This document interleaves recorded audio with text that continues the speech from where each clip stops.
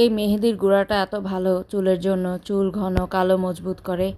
এটা আড়ঙের এই প্যাকেটটা পাওয়া যায়, খুবই ভালো। অনেক বছর থেকে এটা ইউজ করি, চুলটা অনেক সিল্কি হয়। আর এখানে এসে দেখি রাতের বেলা সে শুয়ে আছে, কম্বল দেখলেই শুয়ে থাকে। তো ওকে এমনভাবে উঠাইছে মানহা, দেখে মনে হচ্ছে খুব জোর করে ওকে উঠায় রাখছে। এত হাসি লাগে ওর চেহারা দেখলে এক এক সময়। তো সকালে উঠে দেখি দরজার সামনে এভাবে বসে থাকে। যদি এটা প্রতিদিনই করে, ভোর থেকে বসে ম্যাও ম্যাও করতে থাকে, এত ডিস্টার্ব করে দরজা না খুলে দেওয়া পর্যন্ত। আর খুলে দেওয়ার পরে বারান্দা দিয়ে যে লাফটা দেয়, বিশেষ করে ছাদটা থাকাতে অনেক উপকার হয়েছে, একদম পাশাপাশি। আর সে ছোটোবেলা থেকেই যায়, যেহেতু একদম ইউজ টু হয়ে গেছে, ভয় নেই। পিচ্ছি থাকতে অ্যাক্সিডেন্ট হতো মাঝে মধ্যে, এখন তো অনেক বড় হয়েছে। আর এই শীতে মনে হয় আর বাঁধাকপি ভাজাটা খাইনি, এই প্রথম খাচ্ছি। তো মজাই লাগছে, আসলে খাওয়া উচিত, শীতের সিজনাল সবজি। আর এখানে ট্যাংরা মাছ রান্না করব, মশলা কষানো হইতেছে। ট্যাংরা মাছটাও খুব মজার ছিল। মশলাটা কষানো হয়ে গেছে, এখন ধুয়ে রাখা ট্যাংরা মাছটা দিয়ে দিব।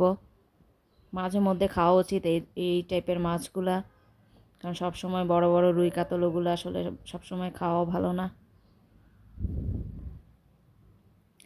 অল্প পরিমাণ পানি দিলেই হয়ে যায় মাছটা, যেহেতু প্রথমে আমি একটু কষায় নিছি। তো পরে লাস্টে ধনিয়া পাতা দিয়ে দিলাম। এই তো সন্ধ্যার দিকে চলে আসলাম। বিশেষ করে চাটা দেখলেই ভালো লাগে শীতের দিন। তো আমার বিভিন্ন রকম পাতিল আছে, আজকে এটাতে বসালাম। আর এই কেকটা হচ্ছে আমাদের বাসার পাশে একটা দোকান থেকে আনছে ভাইয়া। তো দেখে আমরা হাসাহাসি করলাম, এত কালো কেমন জানি মিষ্টি হবে জানি না, কিন্তু খাওয়ার পরে দেখলাম না, মিষ্টিটা নর্মালি আছে, ভালোই লাগলো।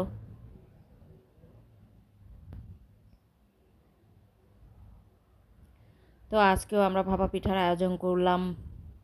শেফালি এখান দিয়ে নারকেল কোড়াই দিতেছে, নারকেল কোড়ানোটাই একটু ঝামেলা। আর এখানে এসে দেখি সে কীভাবে ঘুমায় আছে, মাঝে মধ্যে ভয়ও লাগে হাসিও লাগে, এমনভাবে পড়ে থাকে মনে হয় যে সে মারা গেছে, এমন একটা অবস্থা। বিশেষ করে ওর মনটাও খারাপ থাকে, যেহেতু আমার বোন ওকে আনছে পালার জন্য, বিশেষ করে ওর জন্যই ওর মনটা খারাপ থাকে। আরও শরীরটা ভালোও না শীতের দিন, যেহেতু ঠান্ডা সর্দি, মাঝে মধ্যে হাঁচি দেয়। তো এই টাইপের গুড় আবার দোকান থেকে আনছে বক্সে করা, একদম শক্ত, এগুলো আবার কেটে কেটে নিতেছিলাম। আর এখানে পরিমাণ মতো চালের গুঁড়া নিচ্ছি, চালটা গুঁড়া করে আনছে বিকেলবেলায়, আতপ চাল। তো ওদের ভাপা পিঠার জন্য বললে চালটা ওইভাবেই নরম করে দেয়, খুব নরম করে না, হালকা একটু চাল চাল রাখে, কিন্তু আজকে আর বলতে ভুলে গেছে। তারপরও পিঠাটা মজাই ছিল। তো এটা মিক্সড করাটা একটু ঝামেলা, ধৈর্যের ব্যাপার। হালকা হালকা পানি দিয়ে লবণ দিয়ে এটাকে সুন্দরভাবে সময় নিয়ে এটা মিক্স করতে হয়, যাতে চাকা টাকা না থাকে। কিছুক্ষণ আম্মা করলো, এখন শেফালিকে দিল, কারণ অনেক সময়ের ব্যাপার এটা। এটা সুন্দরভাবে মিক্সড হলে ঝামেলা শেষ।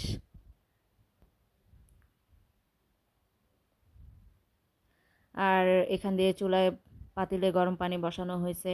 এই পাতিলগুলা ভালোই লাগে সুন্দর ভাপা পিঠার জন্য। তো প্রথম দিকে পানিটা একটু মনে বেশি ছিল, পিঠাটা ভিজে ভিজে গেছিল, পরে পানি কমায় কমায় নেওয়া হয়েছে।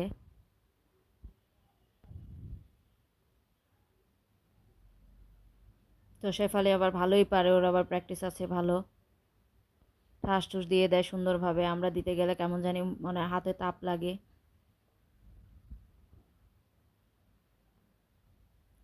ঢাকনা দিয়ে কিছুক্ষণ ওয়েট করতে হয়। তো আরেকটা এর মধ্যে রেডি করে ফেলতেছে। আর নারকেলটা তো গুড়ির সাথে একেবারে মিক্সড করে নিছে, আলাদাভাবে দেওয়ার কিছু নাই। আর ওইটাতে একটু সময়ও লাগে আলাদা করে নারকেল গুড় সব দেওয়া, কারণ আমার এই বুদ্ধিটা ভালোই ছিল, গুড়ির সাথে একেবারে নারকেলটা মিক্স করে নেয়, এরপরে জাস্ট গুড়টা দিয়ে মাঝখানে বসায়ে ওইভাবে পিঠাটা সেট করে।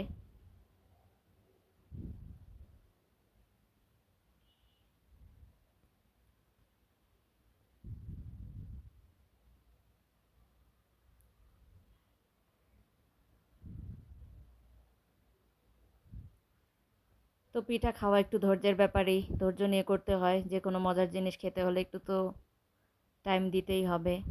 এটা একটু ভিজে গেছিলো প্রথম পিঠাটা, এরপরে সব মাসাল্লা সুন্দরভাবে হয়েছে পানিটা কমায় নেওয়ার পরে। কারণ পানি একটু বেশি হয়ে গেলে পানি বলক এসে উপরে একেবারে ভিজে যায়।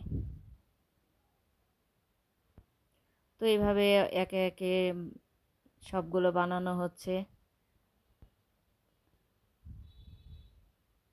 আসলে এই শীতের দিনে এই পিঠা খাওয়াটা ভালো লাগে, কারণ গরমে তো এসব করাও যায় না, একটু ঝামেলা তো আছেই পিঠা খাওয়া।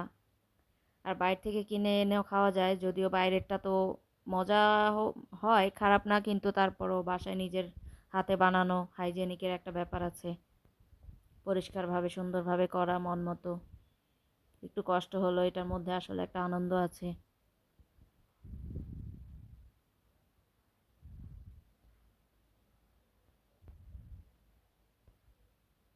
তো বললাম যে একটা ভেঙে দেখি, একটু খেয়ে দেখলাম যে না, মজাই ছিল,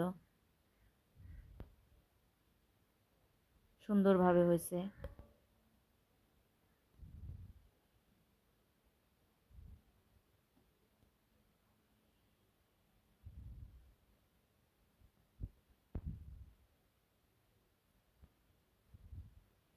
তো এই তো একে একে আমাদের পিঠা করা হয়ে যাচ্ছে। এখন রুমে এসে দেখি একটা সুন্দর সিন, এত কিউট ভাবে সে বসে আছে, দেখলেই এত মায়া লাগে। আর এই সুন্দর ব্ল্যাঙ্কেটের উপরে চুপ করে অন্ধকারে চোখ বন্ধ করে বসে আছে। আল্লাহ হাফেজ।